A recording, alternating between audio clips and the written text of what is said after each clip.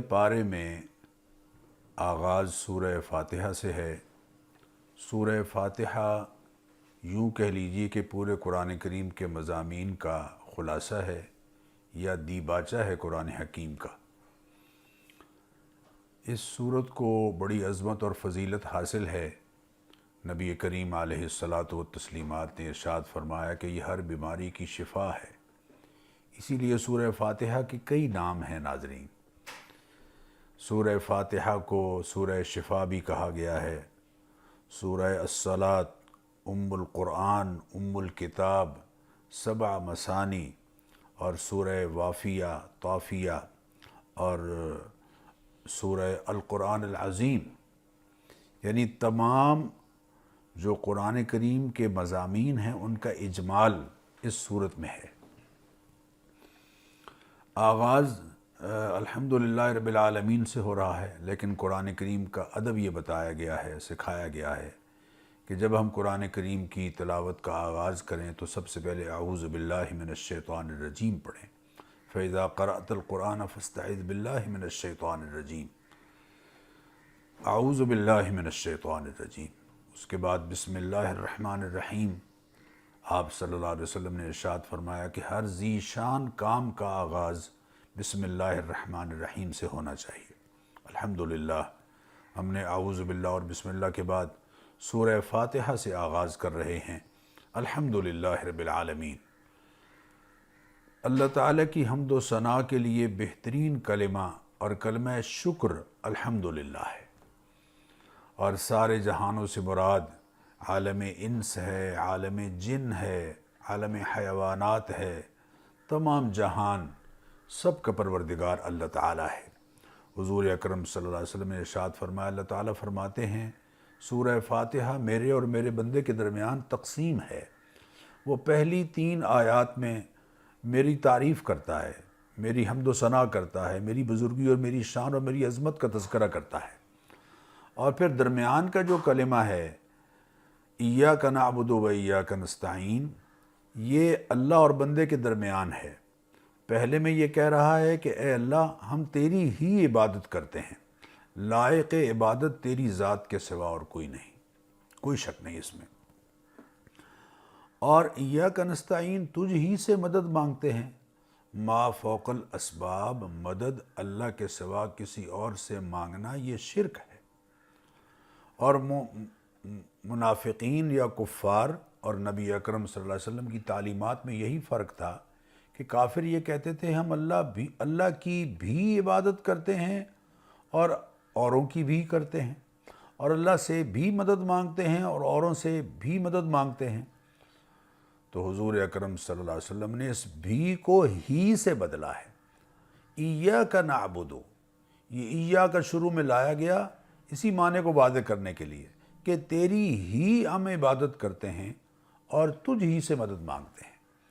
اس کے بعد پھر دعا ہے، اور ایسی دعا ہے کہ سارا قرآن کریم پھر اس دعا کی قبولیت کے بعد جو چیز مانگی جا رہی ہے اس کے جواب میں اترا ہے، اور وہ ہے اہدنا الصراط المستقیم، اے اللہ ہمیں سیدھی راہ پر چلائے رکھ۔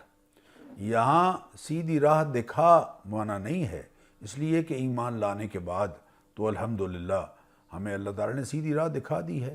اب جب ہم کہتے ہیں ہر نماز میں اہدنا الصراط المستقیم، تو اس سے مراد یہ ہے کہ اے پروردگار ہمیں اب سیدھی راہ پر چلائے رکھ، صراط الذین انعمت علیہم، ان لوگوں کی راہ جن پر تو نے انعام فرمایا۔ اور وہ انعام یافتہ کون ہیں؟ من النبیین والصدیقین والشہداء والصالحین، انبیاء علیہم السلام، صدیقین، مرتبہ صدیقیت پر فائز لوگ، اور شہداء، اپنی جانیں قربان کر دینے والے، دین کی عظمت کی خاطر اپنی جانیں قربان کرنے والے لوگ، جنہوں نے دین پر اپنی جانیں قربان کر کے دین کی حقانیت کی شہادت دی، اور صالحین، اللہ کے فرما بردار لوگ، جنہوں نے اپنے ظاہر اور باطن کو اللہ تعالیٰ کی تعلیمات اور مرضیات میں ڈھال لیا ہے۔ غیر المغضوب علیہم ولا الضالین، ایسے کہ جن پر نہ تیرا غضب ہوا ہے اور نہ وہ گمراہ ہوئے۔ چونکہ غضب جن پر ہوا ہے قرآن کریم میں ان کو یہود کے ساتھ ذکر کیا ہے کہ جو یہود ہیں ان پر اللہ تعالیٰ کا غضب، وغضب اللہ علیہم ولعنہم، قرآن کریم اللہ تعالیٰ نے ذکر فرمایا، اور جو نصارہ ہیں وہ ضالین سے مراد نصارہ ہیں، نبی اکرم صلی اللہ علیہ وسلم نے خود اس کی وضاحت فرمائی۔ آخر میں ہم آمین کہتے ہیں، یعنی ایسا ہی ہو، آمین کا معنی ہے، یا اللہ تو اسے قبول فرما۔ آمین قرآن کریم کا لفظ نہیں ہے، لیکن دعا کی قبولیت کے لیے اللہ تعالیٰ سے ہم یہ کلمہ آمین کا آخر میں کہتے ہیں۔ معزز ناظرین، سورہ بقرہ کا آغاز کر رہے ہیں۔ سورہ بقرہ میں 286 آیتیں ہیں اور 40 رکوع ہیں، اور یہ پورے قرآن کریم کی سب سے بڑی سورت ہے۔ آج ہم پہلے پارے میں 16 رکوعوں کا اور 141 آیات کا جائزہ یا خلاصہ ذکر کریں گے۔ سورہ بقرہ قرآن کریم کی سب سے بڑی سورت ہے، اور نبی اکرم صلی اللہ علیہ وسلم پر مدینہ منورہ میں تشریف لانے کے بعد نازل ہوئی ہے۔ قرآن کریم میں یوں کہہ لیجئے کہ مضامین کے حوالے سے معاشرتی زندگی، معاشی زندگی، اقتصادی امور اور انسانوں کے جو گھریلو امور ہیں، ان کے بارے میں جو تعلیمات ہیں، بلکہ عبادات کا نظام بہت تفصیل سے اس صورت میں اللہ تعالیٰ نے بیان فرمایا ہے۔ انشاءاللہ العزیز ہم جب پڑھیں گے تو آہستہ آہستہ سارے مضامین سامنے آتے چلے جائیں گے۔ بقرہ کا اس کا نام اس لیے ہے کہ لفظ بقرہ قرآن کریم میں آیا ہے حضرت موسیٰ علیہ السلام کے واقعے کے تذکرے میں، اور اسی لفظ بقرہ کی بنیاد پر پوری سورت کا نام بقرہ یعنی گائے یا بیل رکھ دیا گیا ہے۔ آغاز ہے الف لام میم حروف مقطعات سے۔ حروف مقطعات ایسے الفاظ کہ جو کوڈ ورڈز کے طور پر ہیں اللہ اور اس کے حبیب صلی اللہ علیہ وسلم کے درمیان، اور اللہ تعالیٰ ہی اس کی مراد کو حقیقی طور پر جانتے ہیں، اور اللہ نے کسی حکمت کے پیش نظر نبی اکرم صلی اللہ علیہ وسلم کو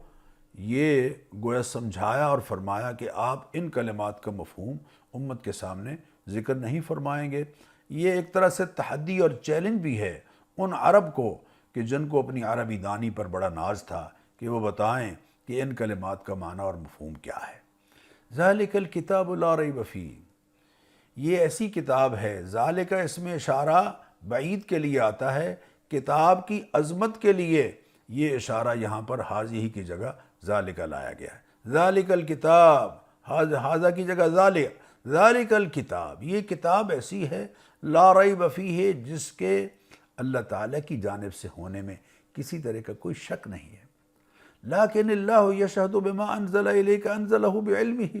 اللہ خود گواہ ہے اس بات کا کہ یہ کتاب جو اس نے آپ کی طرف اتاری ہے اس کو اپنے علم کی بنیاد پر اتارا ہے۔ والملائکۃ یشہدون، اور فرشتے بھی گواہ ہیں، وبالحق انزلناہ وبالحق نزل، حق کے ساتھ ہم نے اس کو اتارا ہے اور یہ حق لے کر قرآن کریم اترا ہے۔ پھر آگے ھدی للمتقین، یہ ہدایت ہے متقین کے لیے کہ جن کے دلوں میں یہ طلب اور تڑپ ہے کہ ہم حق کو پہچانیں اور اللہ کی نافرمانی سے اپنے آپ کو بچائیں، یہ ان کے لیے ہدایت ہے۔ یہدی الیہ من اناب، جن کے اندر رجوع اور طلب اور تڑپ ہے، یہ ان کے لیے رہنما ہے۔ اور جو خود اتراتے پھرتے ہیں اور اکڑتے پھرتے ہیں اور وہ ناز کرتے پھرتے ہیں اپنی علم اور اپنی فکر پر اور اپنی سوچ پر، اور وہ رہنمائی لینا ہی نہیں چاہتے، انلزمکموھا وانتم لھا کارہون، تم ناپسند کر رہے ہو تو ہم تمہیں چمٹاتے پھریں گے۔ یقیناً متقین کے لیے ہدایت ہے۔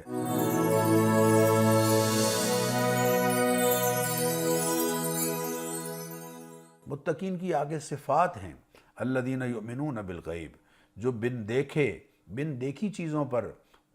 ایمان لاتے ہیں، جو ایسی چیزوں پر ایمان لاتے ہیں کہ جو ماورائے عقل تو ہیں لیکن خلاف عقل نہیں ہیں، میٹافزیکل، ایسی چیزیں کہ جو ماورائے عقل ہیں لیکن خلاف عقل نہیں، جیسے جنت ہے، دوزخ ہے، فرشتوں کا وجود ہے، اور اللہ تعالیٰ کے ہاں پیشی ہے، میدان حشر وغیرہ ہے۔ پھر فرمایا یؤمنون بالغیب ویقیمون الصلاۃ، نماز قائم کرنے والے ہیں، نماز کو پابندی اور آداب اور شرائط کے ساتھ پڑھنے والے ہیں۔ نماز قائم کرنے کا یہی معنی ہے کہ نماز کو پابندی کے ساتھ، آداب اور شرائط کے ساتھ پڑھا جائے۔ اور پھر وَمِمَّا رَزَقْنَاهُمْ يُنْفِقُونَ، جو ہم نے ان کو رزق دیا ہے اس میں سے خرچ کرتے ہیں۔ وہ زکوٰۃ کی صورت میں فرض ادا کرتے ہیں اور خیرات کی صورت میں نفلی طور پر اللہ کا دیا ہوا مال خرچ کرتے ہیں۔ وَالَّذِينَ يُؤْمِنُونَ بِمَا أُنزِلَ إِلَيْكَ، اے حبیب جو آپ پر اترا ہے اس پر بھی ایمان لاتے ہیں، وَمَا أُنزِلَ مِن قَبْلِكَ، اور جو آپ سے پہلے کتابیں اتری ہیں ان پر بھی ایمان لاتے ہیں۔ اس میں وہ یہود و نصارہ بھی جنہوں نے حق کو قبول کیا اور مسلمان ہوئے اور نبی اکرم صلی اللہ علیہ وسلم کی رسالت پر ایمان لائے، ان کا تذکرہ بھی آ گیا ہے۔ وَبِالْآخِرَةِ هُمْ يُوقِنُونَ، اور آخرت میں اللہ تعالیٰ کے حضور میں پیشی کے بارے میں پوری طرح سے یقین رکھتے ہیں کہ ہم اپنے اعمال کا اللہ تعالیٰ کے ہاں جواب دیں گے۔ یہ وہ لوگ ہیں علی ھدی من ربہم، جن کو اللہ نے ہدایت نصیب فرمائی ہے، اور وَأُولَئِکَ ھُمُ الْمُفْلِحُونَ، یہ وہ لوگ ہیں جو حقیقت میں کامیاب ہیں۔ یہ اللہ نے ایمان والوں کا ذکر کیا۔ پھر اگلے 2 آیات میں اللہ تعالیٰ نے کفار کا ذکر کیا، ایسے کفار کہ جو ہٹ درمی اور ضد کی وجہ سے حق کو قبول نہیں کرتے تھے اور انہیں طے کر لیا تھا کہ ہم نے حق کو قبول نہیں کرنا ہے۔ پھر اس کے بعد 13 آیات میں اللہ تعالیٰ نے معزز ناظرین منافقین کا ذکر کیا ہے۔ منافقانہ رویہ یعنی ایسی حرکات اور ایسی سوچ اور فکر کہ جس میں انسان ظاہری طور پر تو خود کو مسلمان ظاہر کر رہا ہو، لیکن حقیقت میں وہ اسلام کی تعلیمات کو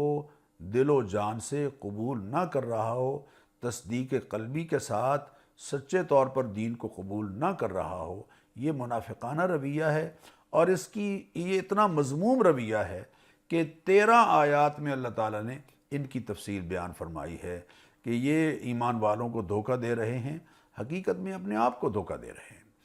اس کے بعد معزز ناظرین جو تیسرا رکوع شروع ہوتا ہے وہ یا ایھا الناس کے خطاب کے ساتھ شروع ہوتا ہے۔ یا ایھا الناس، پوری انسانیت کو خطاب کیا جا رہا ہے۔ اعبدوا ربکم الذی خلقکم والذین من قبلکم،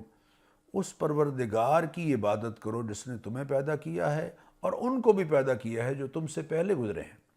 پوری انسانیت کا پیدا کرنے والا اللہ، جس نے آسمان کو تمہارے لیے بنایا ہے، زمین کو تمہارے لیے فرش بنایا ہے، پانی مہیا کرتا ہے، پھل مہیا کرتا ہے، رزق مہیا کرتا ہے، یہ ساری چیزیں رزق عطا کرنے والا۔ لا تجعلوا للہ اندادا، اللہ کے ساتھ کسی اور کو شریک نہ بناؤ،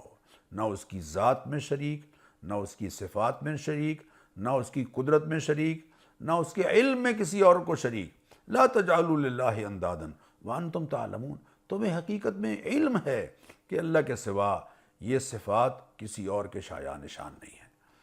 قرآن کریم کی عظمت کا پھر ذکر فرمایا اور بتایا کہ جو قرآن کریم کے سچ ہونے میں خود شک کرتے ہیں ان سے کہہ دیجئے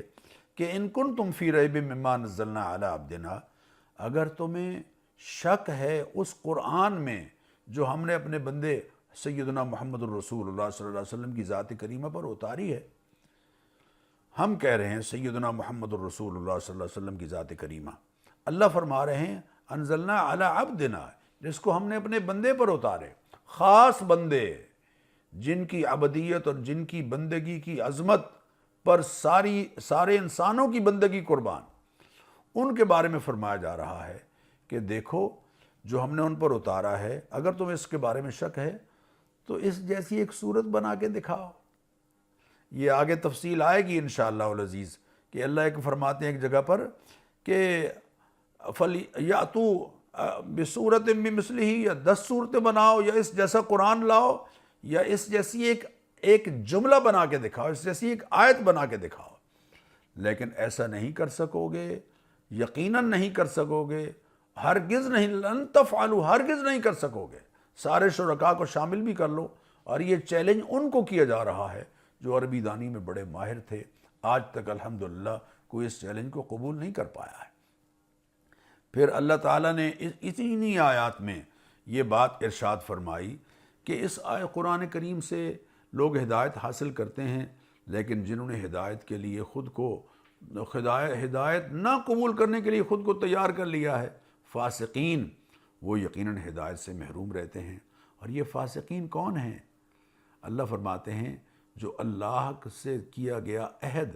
توڑتے ہیں،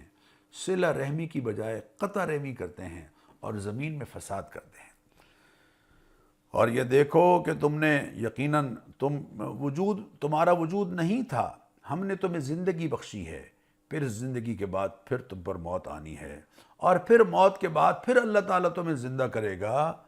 اور زندہ کرنے کے بعد ثم الیہ ترجعون، پھر تم نے اللہ کے پاس پلٹ کر آنا ہے۔ یہ پلٹ کر آنے والی بات یقیناً جس کے ذہن میں پوری طرح سے بیٹھ گئی وہ یقیناً نجات پا گیا، کیونکہ اللہ کے حضور میں پیشی، اکاؤنٹیبلٹی، اللہ کے حضور میں دربار میں پیشی، یہ عقیدہ ایسا ہے کہ جو انسان کو برائی سے روکتا ہے اور خیر پر آمادہ کرتا ہے۔ پھر هو الذی خلق لکم ما فی الارض جمیعا، آسمان و زمین کی ہر چیز اللہ تعالیٰ نے تمہارے لیے پیدا کر دی ہے، کھیتیاں سرسبز ہیں تیری غذا کے واسطے، چاند سورج اور ستارے ہیں ضیاء کے واسطے، سارا جہاں تیرے لیے اور تو خدا کے واسطے، سارا جہاں تو اپنی ڈیوٹی سر انجام دے رہا ہے، میں جس کے واسطے ہوں کیا وہ میں ڈیوٹی سر انجام دے رہا ہوں؟ معزز ناظرین، اس کے بعد چوتھا رکوع شروع ہو رہا ہے۔ اس چوتھے رکوع میں اللہ تعالیٰ نے قصہ آدم و ابلیس کا تذکرہ فرمایا ہے۔ حضرت آدم علیہ الصلاۃ والتسلیمات کو خلافت ارضی عطا کی گئی، اور اس پورے رکوع میں ہمیں یہ بات سمجھ آ رہی ہے کہ حضرت آدم علیہ السلام کی جو فضیلت ہے وہ علم کی بنیاد پر ہے۔ علم انسان کے شرف اور فضیلت کی ایک بڑی بنیاد ہے، جس بنیاد پر حضرت آدم علیہ الصلاۃ والتسلیمات کو مسجود ملائک بنایا گیا، اور شیطان راندہ درگاہ اس لیے بنا کہ اس نے اللہ کی بات کو نہیں مانا، لیکن نہ ماننے کے بعد اپنی بات پر اڑا رہا۔ حضرت آدم علیہ السلام کو بھی ایک بات کہی گئی تھی اور ان سے بھی قصور ہو گیا، لیکن وہ اڑے نہیں رہے، بلکہ اللہ تعالیٰ سے فوراً معافی مانگی اور کہا ربنا ظلمنا انفسنا وان لم تغفر لنا وترحمنا لنکونن من الخاسرین۔ تو معزز ناظرین، اس رکوع سے ہمیں یہ سمجھ آ رہی ہے کہ اپنی کسی غلطی پر اڑنا اور حسد کرنا یہ شیطان کا رویہ ہے، اور اگر غلطی اور قصور ہو جائے تو اس پر معذرت کرنا اور معافی مانگ لینا یہ حضرت آدم علیہ السلام کا رویہ ہے، اور ہمیں آدم علیہ السلام کا رویہ اپنانا ہے چونکہ ہم آدم علیہ السلام کی اولاد ہیں۔ پھر اللہ تعالیٰ ارشاد فرما رہے ہیں کہ دیکھو بنی اسرائیل ایک اللہ کی انعام یافتہ قوم، آگے کے جو 10 رکوع ہیں وہ تقریباً بنی اسرائیل کے تذکرے پر ہی مشتمل ہے، بنی اسرائیل کے تذکرے سے شروع ہو رہے ہیں اور بنی اسرائیل کے تذکرے پر ختم ہو رہے ہیں۔ ان سے یہ کہا جا رہا ہے کہ دیکھو ہم نے تم پر اپنی نعمتیں کی ہیں، لیکن تم نے جو ہم سے وعدہ کیا تھا کہ تورات کی بات کو مانیں گے، تم نے ایسا نہیں کیا، لیکن اب ہم تم سے یہ کہتے ہیں آمنوا بما انزلت مصدقا لما معکم، دیکھو اس قرآن پر اور اس نبوت محمدیہ پر ایمان لاؤ، اور اس قرآن پر ایمان لاؤ جو میں نے اتارا ہے، جو تمہاری کتاب کی تصدیق کرنے والا ہے، جو تورات کی تصدیق کرتا ہے، جو انجیل کی تصدیق کرتا ہے۔ لا تکونوا اول کافر بہ، اور کہیں ایسا نہ ہو کہ پہلے اس کا انکار کرنے والے بن جانا۔ آج کے یہود و نصارہ چونکہ اس حکم پر عمل نہیں کر رہے، اس لیے وہ قرآن کی اس آیت کی روشنی میں کافر قرار دیے گئے۔ اگر وہ حضور اکرم صلی اللہ علیہ وسلم پر اتری ہوئی کتاب پر ایمان لاتے جو حکم دیا جا رہا ہے اس آیت میں، تو یقیناً وہ نجات یافتہ ہوتے۔ اس کے بعد پھر اللہ تعالیٰ یہ سمجھا رہے ہیں ان کو بھی اور ہم سب کو بھی کہ حق اور باطل کو آپس میں مت ملاؤ، اور جانتے بوجھتے بجائے حق کی تصدیق اور تائید کرنے کے باطل کی تصدیق کرنے والے نہ بن جاؤ۔ اور دیکھو نماز کو پابندی سے پڑھنا ہے، زکوٰۃ ادا کرنی ہے، اور رکوع کرنے والوں کے ساتھ رکوع کرنا ہے۔ جو پہلے کسی دین میں باجماعت نماز ادا نہیں ہوتی تھی اور بعض میں رکوع نہیں تھا، اللہ تعالیٰ نے ہمیں رکوع کا بھی حکم دیا اور باجماعت نماز کا بھی حکم دیا، اور یہ کہا کہ نیکی کی دوسروں کو تلقین کرتے ہوئے اپنے آپ کو نہ بھول جایا کرو، خود عمل کرو گے تو تمہارے رویے سے ہی لوگوں کو نیکی کی طرف ترغیب ہوگی، اور نماز اور صبر کے ذریعے سے اللہ تعالیٰ کی سے مدد مانگتے رہو۔ نماز کا پڑھنا لوگوں کے لیے دشوار تو ہے، لیکن جن کے دل میں اللہ کا ڈر ہے ان کے لیے کوئی دشواری نہیں ہے۔ پھر بنی اسرائیل کا تذکرہ کیا، ان کو یہ بتایا کہ تمہارے دور میں انی فضلتکم علی العالمین، جہانوں پر تمہیں ہم نے فضیلت عطا فرمائی تھی، فرعون کے ظلم سے تمہیں ہم نے نجات دی، بڑا ظالم تھا، تمہارے بچوں کو قتل کر دیتا تھا، تمہاری بیٹیوں کو زندہ چھوڑتا تھا خدمت کے لیے، لیکن ہم نے تم پر انعام کیے۔ حضرت موسیٰ علیہ السلام کا تذکرہ ہے، ان کے معجزات کا تذکرہ ہے کہ کس طرح سے سمندر سے اللہ تعالیٰ نے پوری قوم کو نکالا حضرت موسیٰ علیہ السلام کی قیادت میں، اور کس طرح حضرت موسیٰ علیہ السلام کے ساتھ من و سلوہ ان پر اترا، لیکن وہ ناشکر ثابت ہوئے اور من و سلوہ کی جگہ ترکاریاں اللہ تعالیٰ سے سبزیاں طلب کرنے لگے، پیاز ہے، تھوم ہے، اور فلاں ہے اور فلاں ہے۔ تو اللہ تعالیٰ نے ارشاد فرمایا تستبدلون، خیر کی بجائے، بہتر چیز کی بجائے ایک ادنا چیز کو قبول کر رہے ہو۔ سارا ذکر آپ انشاءاللہ العزیز ان صورتوں میں آپ پڑھیں گے، اور ان کے جو ناپسندیدہ رویے ہیں حضرت موسیٰ علیہ السلام کے ساتھ، جو ان کا برتاؤ ہے، اس کا بھی ذکر بھی پڑھیں گے۔ پھر جو 8واں رکوع ہے اس کی آیت نمبر 62، یہ بڑی مشہور آیت ہے معزز ناظرین۔ اس کے بارے میں وضاحت کرنا ضروری سمجھتا ہوں کہ اس آیت میں اللہ تعالیٰ نے ایمانیات کا تذکرہ نہیں کیا ہے کہ یہ چیزیں ایمانیات ہیں، یہ نہیں بیان کیا، بلکہ اس آیت میں اللہ تعالیٰ نے یہود و نصارہ کے ذہنوں میں جو برتری تھی، نسلی برتری، اس کا رد کیا ہے، نسلی برتری کا رد کیا ہے، اور یہ کہا ہے کہ جو نسلی تفاخر تمہارے ذہنوں میں موجود ہے اس کو ذہنوں سے نکالو۔ ہمارے ہاں نسبی اور نسلی بنیاد پر برتاؤ نہیں ہوگا، نجات نہیں ہوگی، بلکہ جو ہمارے ہاں اعمال صالحہ لے کر آئے گا وہ نجات پائے گا۔ جو یہود اپنے وقت کے نبی کو مانتے رہے، جو نصارہ اپنے وقت کے نبی کو مانتے رہے، اور آج جو وقت کے نبی پر ایمان لانے والے ہیں اور اعمال صالحہ بجا لانے والے ہیں، ان کے لیے نجات ہے۔ ہفتے کے دن جو انہوں نے گڑبڑ کی تھی اور اللہ کے حکم کو نہیں مانا تھا، اللہ تعالیٰ نے ان میں سے بعض کو جو حکم کی نافرمانی کرنے والے تھے ان کو بندر، رسوا ہونے والا بندر بنانے کا حکم دیا، اور یہ بندر بن گئے، لیکن عقل و شعور ان کا انسانی برقرار رہا، اور 3 دن کے بعد سارے کے سارے ہلاک کر دیے گئے۔ اب جو نسل، یہ بندروں کی نسل ہے، یہ ان میں سے نعوذ باللہ نہیں ہے، یہ غلط فہمی ہے لوگوں کی، وہ 3 دن کے اندر اندر ختم کر دیے گئے تھے۔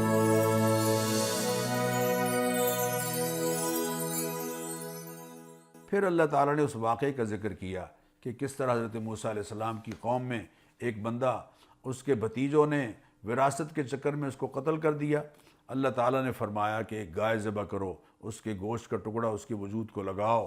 تو وہ خود بول اٹھے گا کہ اس کا قاتل کون ہے۔ لیکن قوم نے مختلف سوالوں میں اپنے آپ کو الجھائے رکھا، اور جو سوال کرتے چلے گئے، نتیجتاً حکم میں سختی چلی آتی چلی گئی، اور ایسی گائے خریدنی پڑی ان کو کہ جس کے مالک نے یہ کہا کہ اس کی کھال کو سونے سے بھر کے مجھے دو گے تو پھر میں یہ گائے تمہیں دیتا ہوں۔ اور اسرائیلی روایات میں یہ بات موجود ہے کہ یہ گائے بیچنے والا ایسا شخص تھا کہ جو ماں کا بڑا فرما بردار تھا، ماں کی دعا کے نتیجے میں اللہ تعالیٰ نے اس کو یہ انعام عطا فرمایا۔ اس کے بعد معزز ناظرین، اللہ تعالیٰ نے ایک یہود کی ایک برتری کا جو سوچ تھی اس کی نفی کی ہے۔ وہ یہ کہا کرتے تھے کہ جناب ہمیں تو اتنے دن ہی آگ چھوئے گی جتنے دن ہم نے بچڑے کی پوجا کی ہے، اس کے بعد ہمارے لیے یقیناً نجات ہے۔ اللہ نے فرمایا ہم نے تم سے کوئی عہد نہیں کیا، ایسی کوئی بات نہیں ہے کہ اتخذتم عند اللہ عہدا فلن یخلف اللہ وعدہ، اللہ نے تم سے کوئی وعدہ کیا ہے کہ جس کی وعدہ خلافی نہیں کرے گا۔ یقیناً نسلی بنیاد پر ہمارے ہاں برتاؤ نہیں ہوگا، اعمال کی بنیاد پر ہمارے ہاں برتاؤ ہوگا۔ پھر اللہ تعالیٰ ایک اگلے رکوع میں ایک عہد کا ذکر کر رہے ہیں جو اللہ نے بنی اسرائیل سے لیا، اور وہ عہد کیا ہے؟ لا تعبدون الا اللہ۔ وہ عہد ہم سے بھی ہے، اللہ کے سوا کسی کی عبادت نہیں کرنی ہے، والدین کے ساتھ حسن سلوک کرنا ہے، رشتہ داروں کے ساتھ اچھا سلوک کرنا ہے، یتیموں کے ساتھ، مسکینوں کے ساتھ اچھا سلوک کرنا ہے، اور وقولوا للناس حسنا، انسانوں سے گفتگو کرنی ہے تو اچھے انداز سے کرنی ہے، اچھی بات کرنی ہے، رویہ اچھا رکھنا ہے۔ یہ زبان کا استعمال انسان کو جہنم میں لے جاتا ہے، اور زبان کا استعمال ہی انسان کو جنت میں لے جانے کا ذریعہ بنتا ہے۔ اس زبان کے بارے میں حضور نے فرمایا اس کو کنٹرول میں رکھو، اس کا فصل جو ہے تم کاٹو گے۔ اگر غلط بات کہی ہے تو غلط نتیجہ، اور اگر زبان سے اچھی بات نکلی ہے تو یقیناً اس کا اچھا نتیجہ۔ نماز کے قائم کرنے کا پھر حکم ہے، زکوٰۃ کی ادائیگی کا پھر حکم ہے، اور پھر یہود کے مختلف جو قبائل تھے دونوں مدینہ منورہ میں، یہود کے قبائل تھے بنو قریظہ اور بنو نذیر، اور مشرکین کے دو قبائل تھے مدینہ منورہ میں، اوس اور خزرج۔ ان کی دوستیاں تھیں آپس میں، اور ان دوستیوں میں جو غلط حرکات یہ کیا کرتے تھے اس کا تذکرہ اللہ تعالیٰ نے تفصیل کے ساتھ ان آیات میں بیان فرمایا ہے۔ اس کے بعد اللہ تعالیٰ نے یہود کا ایک اور سوچ کا نفی کی دوبارہ، کہ تم کہتے ہو کہ آخرت کا گھر ہمارے لیے ہے، اگر خالصتاً تمہارے لیے ہے تو پھر موت کی تمنا کرو اگر تم اس بات میں سچے ہو، لیکن تم موت کی تمنا یقیناً نہیں کرو گے، اس لیے کہ تمہارا جو رویہ ہے وہ تمہیں اس بات پر آمادہ کرتا ہے کہ بس 1000 سال کی عمر بھی مل جائے تو ہمارے لیے بڑی غنیمت ہے، لیکن یہ لمبی عمر تمہیں اللہ تعالیٰ کی گرفت سے نہیں بچا پائے گی۔ گرفت سے بچنے کا ایک ہی ذریعہ ہے اور وہ اچھے اعمال ہیں۔ اس کے بعد اللہ تعالیٰ نے کچھ لوگوں کا تذکرہ کیا جو جبریل امین کے ساتھ دشمنی کی بات کرتے تھے اور ان کی نفی کی، اور پھر جو حضرت سلیمان علیہ السلام کے بارے میں یہود یہ کہا کرتے تھے کہ نعوذ باللہ وہ جادوگر تھے، اللہ تعالیٰ نے اس کی نفی کی اور فرمایا ما کفر سلیمان علیہ السلام نے جادو نہیں سکھایا، ولیکن الشیاطین کفروا، شیاطین آپس میں ایک دوسرے کو جادو سکھا کر کفر کا رویہ اختیار کرتے تھے۔ اور ہاروت اور ماروت جو دو فرشتے تھے ان کا ذکر کیا، اور یہ جو ہمارے ہاں قصہ مشہور ہے کہ زہرہ نام کی کوئی عورت تھی، وہ ان سے جادو سیکھنے گئی اور انہوں نے اس سے غلط عمل کیا، نتیجتاً وہ آسمانوں پر چلی گئی، زہرہ ستارہ بن کے چمک رہی ہے اور ہاروت اور ماروت اور کنویں میں لٹکے ہوئے ہیں۔ یہ غلط ہے بات، اس کی کوئی حقیقت نہیں۔ زہرہ ایک ستارہ ہے اللہ کا پیدا کردہ، اور یہ اس نام کی عورت کا قصہ یہ جھوٹا ہے، اس کو ہمیں یقیناً ذہنوں سے نکال دینا چاہیے۔ اس کے بعد اگلے رکوع میں یعنی رکوع نمبر 13 کا آغاز حضور اکرم صلی اللہ علیہ وسلم کے آداب سے ہو رہا ہے کہ آپ سے گفتگو کرنی ہے تو وہ رویہ کیسا اختیار کرنا چاہیے۔ پھر یہود اور اہل کتاب کے ایک خواہش کا ذکر ہے کہ ان میں سے اکثریت یہ چاہتی ہے کہ وہ تمہیں تمہارے ایمان سے کفر کی طرف پھیر دیں حسد کی وجہ سے، لیکن خبردار تم نے ان کی اس کوشش کو کامیاب نہیں ہونے دینا ہے اور اپنے دین پر ثابت اور قائم رہنا ہے، نماز پابندی سے پڑھنی ہے، زکوٰۃ ادا کرتے رہنا ہے، اور جو کچھ بھی تم اللہ کی راہ میں آگے بھیجو گے اس کو یقیناً اللہ تعالیٰ کے ہاں پاؤ گے، اللہ تعالیٰ کے ہاں پاؤ گے۔ اچھے اعمال ہوں گے تو نتیجہ اچھا ہوگا، برے اعمال ہوں گے تو نتیجہ برا ہوگا۔ پھر یہود و نصارہ کی بات ذکر کی، ایک دوسرے کی نفی کر رہے ہیں۔ آپ ان کو بتائیے کہ ہم قیامت کے دن فیصلے کریں گے کہ کون برحق اور کون غلط تھا، اس دور کی بات ہو رہی ہے۔ آج تو حق وہی ہے جو نبی اکرم صلی اللہ علیہ وسلم لے کر آئے ہیں۔ پھر اس کے بعد ان لوگوں کا رد ہو رہا ہے کہ جو مسجدوں میں اللہ کی یاد سے روکتے ہیں اور مسجدوں کی ویرانی کی کوشش کرتے ہیں، ایسے لوگ دنیا میں بھی رسوا ہوں گے اور آخرت میں بھی رسوا ہوں گے۔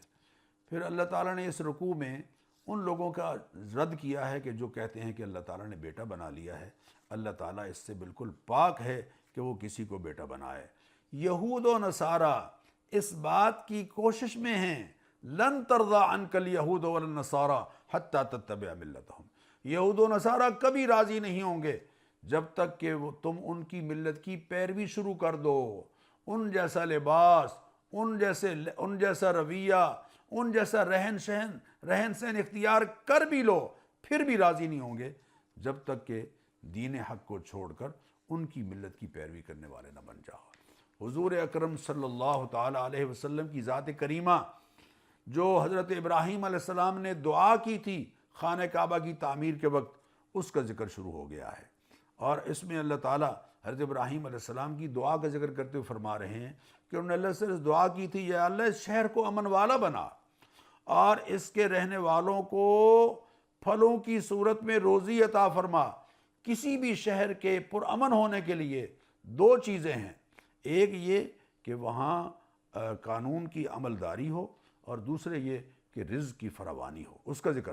اور پھر خانہ کعبہ کی تعمیر کا ذکر کرتے ہوئے فرمایا جب خانہ کعبہ تعمیر ہو گیا تو اللہ تعالیٰ سے دعا کی کہ اے اللہ اب ان میں ایسا رسول بھیج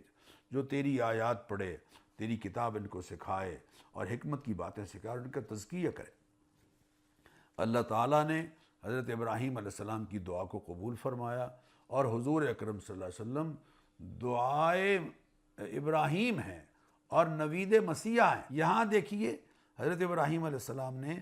اپنی اولاد کے بارے میں جو دعا کی، ربنا وجعلنا مسلمین لک ومن ذریتنا امۃ مسلمۃ لک، اے اللہ ہمیں بھی فرما بردار بنا اور ہماری اولاد میں بھی فرما بردار ہوں، اور ہمیں حج کے اعمال سکھا۔ گویا اولاد کی فرما بردار، اولاد کی خیر خواہی یہ انبیاء علیہ السلام کی سنت ہے۔ چنانچہ دیکھیں جو آخری رکوع ہے، اس رکوع میں اللہ تعالیٰ فرما رہے ہیں کہ ہم نے ابراہیم علیہ السلام کو